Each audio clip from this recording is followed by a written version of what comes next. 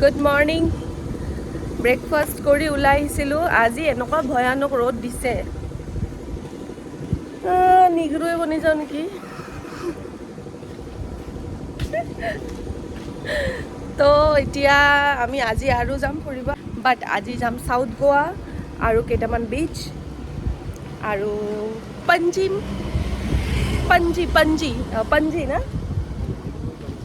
এনেকুৱা কিবা তো তাতে শ্বপিং আছে চাৰ্জ আছে কিবা কিবি আছে এতিয়া চাই থাকিব এতিয়া যাম ৰেডি হ'ম আৰু ওলাই যাম আমাৰ গাড়ী আহিছে তো আজি ওলালোঁ সাউথ গোৱা ফালে ফুৰিব আৰু আমি গৈ আছোঁ পঞ্জি আৰু এই ৰাস্তাটোত হৈছিলে গোলমাল মুভিখনৰ শ্বুটিং গোটেইখিনি শ্বুটিং ইয়াতে হৈছে তো ড্ৰাইভাৰ দাদাই আমাক তাকে কৈ আছে যে ইয়াতে গোটেই গোলমালৰ শ্বুটিং হৈছে তো আমি ৰাস্তাখিনি চালোঁ আৰু বিৰাট ধুনীয়া সঁচাকৈ ইয়াতে শ্বুটিং কৰাই জেগা হয় গোটেই ঘৰ পেইণ্ট কৰা আছে ডিফাৰেণ্ট কালাৰ মানে এইটো ইণ্ডিয়া হেন নহয় এইটো কিবা বাহিৰৰ দুনিয়াৰ নিচিনা লাগে গাইজ আমি আহিছোঁ অল্ড গোৱা চাৰ্চত এইটো চাৰ্চ হয় মানে বহুত পুৰণা অল্ড কি গৰম ইয়াতে মানে আমি ওলাইছোঁ অলপ চাইছোঁ জেগা আৰু আহি গৈছোঁ মানে গাড়ীত কাৰণ ইয়াতে এ চি আছে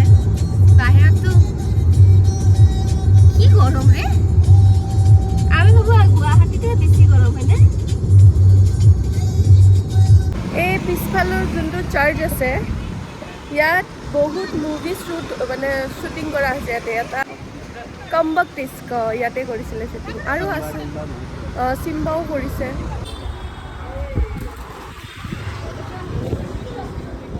গৰম কেনে গৰম বাপৰে বাপ তো আমি এতিয়া আহিছোঁ এটা বিচত এইটো সাউথ গোৱাৰ ফালে আছে চিম্পল হয় বাট ধুনীয়া দেখাই আছে এই ঘৰবোৰ বেছি ধুনীয়া লাগি আছে নাওকেইটাৰ লগত মানে আপোনালোকে সিংঘাম চিম্বা চাইছে এই ইয়াতে শ্বুটিং হৈছিলে সিংঘাম আৰু চিম্বাৰো তো আমি এইফালৰ পৰা আহি ইয়াতে আহিলোঁ বিচত এইটো এটা সাউথ গোৱাৰ বিচ হয় বাট ইমান বেছি হেপেনিং নহয় মানে মানুহ চানুহ ইমান নাই বস্তু বাহানিও ইমান নাই ইয়াতে বাট আহিলোঁ আৰু ভাল লাগিল নাও আমি আহিছোঁ শ্বপিং কৰিব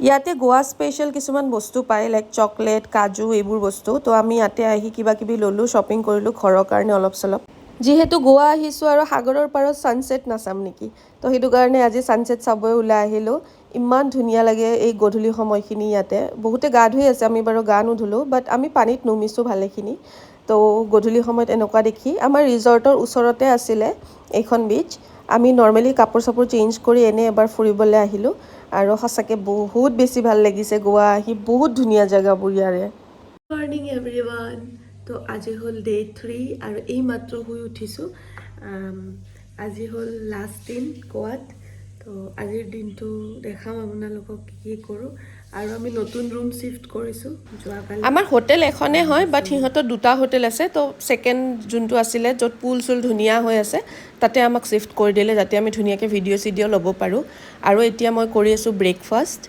তাৰপিছতে আমি এতিয়া ধুনীয়াকৈ নুমিম চুইমিং পুলত আৰু ভিডিঅ' শ্বুট কৰিব আছে মানে গোটেইখিনি ইয়াতে ধুনীয়াকৈ কৰি ল'ম আৰু হেল্ল' গাইজ আমি এতিয়া গৈ আছোঁ চুইমিং পুলত চ' আজি লাষ্ট দিন আজি চুইমিং পুলতো গৈ আহোঁ এবাৰ এয়া এতিয়া চুইমিং পুল মে উতৰে না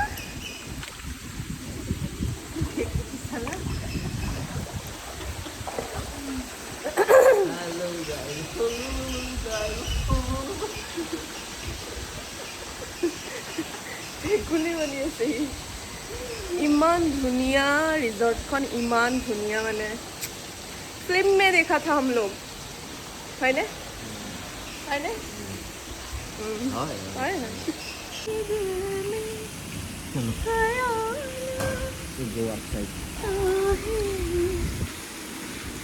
ৱেৰ গাইজ 2 দিন আমি গাড়ীত ঘূৰিলোঁ কিন্তু ইয়াতে বহুত স্কুটি চলাই মানুহবোৰে দেখিছোঁ ফুৰিব আহি তো আমিও আজি লাষ্ট ডে স্কুটিতে ওলালোঁ এনেকৈ চাব ক'ত গৈ আছোঁ আপোনালোকক দেখাই আছোঁ আমি এতিয়া আহিছোঁ পাৰা ৰোড বুলি কয় এইটো ইয়াতে ডিয়াৰ জিন্দগী শ্বুট হৈছিলে আলিয়া ভাট আৰু শ্বাহৰুখ খানে এইটো ৰাস্তাতে মানে শ্বুট কৰিছিলে চ' ইয়াতে আহিলোঁ কেইটামান ফটো উঠিলোঁ এতিয়া গৈছোঁ নেক্সট ডেষ্টিনেশ্যন গাইজ আমি এতিয়া আহিছোঁ অঞ্জনা বিচ আৰু বালিখিনি হ'ল ব্লেক, এয়া অলপ ডিফাৰেণ্ট।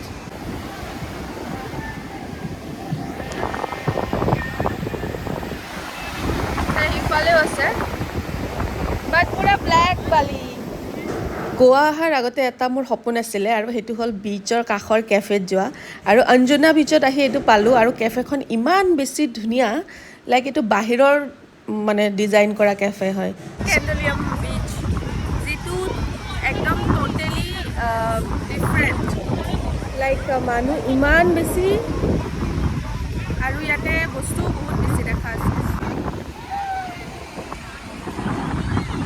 আৰু ফাইনেলি গাইজ আমি যাব ওলালোঁ, আমাৰ গাড়ী আহি গ'ল ল'বৰ কাৰণে। গাইজ আমি এতিয়া আছোঁ গোৱা এয়াৰপৰ্ট, আৰু গৈ আছোঁ দিল্লী। চ' এতিয়া আহি পালোঁ এয়াৰপৰ্ট। এতিয়া ভিডিঅ' বনাব নোৱাৰিম চাগে, কাৰণ মোবাইলত একদমেই চাৰ্জ নাই। এয়াৰপৰ্টত বহি চাৰ্জ দিব লাগিব, আৰু নাজানো কি হয়। ফাইনেলি ৰাতিপুৱা হ'ল, আৰু নতুন এয়াৰপৰ্টত আহিলোঁ, গুৱাহাটীৰ নতুন এয়াৰপৰ্টটোও দেখা পালোঁ বাৰু। ত' ৰাইজ ফাইনেলি আহি পালোঁ ৰুম, আৰু ক'লা হৈ গৈছোঁ পূৰা, কাৰণ এই মোৰ বাহিৰত অলপ চাউণ্ড হৈ আছে, ইগন'ৰ কৰিব, ঘৰ বনাই আছে। তো কথাটো হ'ল যে মই গোৱা কিয় গৈছিলোঁ। গোৱা গৈছিলোঁ প্ৰমোশ্যনৰ কাৰণে, মোৰ এটা কোলাবৰেশ্যন আছিলে 3 দিনৰ গোৱাত। তো মই তাত গ'লোঁ, আৰু যিহেতু মোৰ কামেই হ'ল ছ'চিয়েল মিডিয়াত কাম কৰা, তো সেইটো কাৰণে মোৰ ফটো ভিডিঅ' গোটেই ল'বই লাগে তাতে গ'লে। তো সেইটো কাৰণে মই অকল সেইবোৰেই কৰি থাকোঁ গৈ। বাট তাত যোৱা মানে এক্সপিৰিয়েঞ্চো হয়, আৰু বহুত বস্তু দেখাও পায়, জানাও যায় বাহিৰখন কেনেকুৱা কি। তো সেইটো কাৰণে, আৰু ট্ৰেভেল এজেঞ্চিটো হ'ল জুলুকি ট্ৰেভেল এজেঞ্চি, যোনটো আমাৰ অসমৰে হয়। তেওঁলোকে বাহিৰতো লৈ যায় মানুহক এনেকৈ ফুৰাব। আৰু সঁচা কথা ক'ব গ'লে গোৱা এনেকুৱা এটা জেগা, তাত আপুনি যদি আগত যোৱা নাই, নতুন গৈ আছে ফাৰ্ষ্ট টাইম, দেন আপোনালোকে এজেঞ্চিৰ থ্ৰু দি যাব লাগে। আৰু স্পেচিয়েলি অসমৰ এজেঞ্চি বেছি ট্ৰাষ্ট কৰা যায়, কাৰণ অসমৰ এজেঞ্চি হয়, আমাৰ নিজৰ মানুহ হয়। তাৰে মানুহখিনি কেনেকুৱা কি আমি নাজানো। চ' ডাইৰেক্টলি যদি অসমৰ পৰাই যদি এইটো এজেঞ্চি বুক কৰা হয়, তেওঁলোকে ধুনীয়াকৈ, আমি ধুনীয়াকৈ চবখিনি কৰিলোঁ। আমাক ধুনীয়াকৈ তেওঁলোকে গোটেইখিনি এক্সপিৰিয়েঞ্চ কৰালে, যেন মোক পইচা দিও মোক প্ৰমোশ্যন কৰাব পাৰিলে হয়। বাট তেওঁলোকে মোক এক্সপিৰিয়েঞ্চ কৰালে, যাতে মই মানুহক ক'ব পাৰোঁ কেনেকুৱা এক্সপিৰিয়েঞ্চ হয়। তো মই যিমানখিনি সঁচাকৈ বহুত ভাল এক্সপিৰিয়েঞ্চ পাইছোঁ তাতে।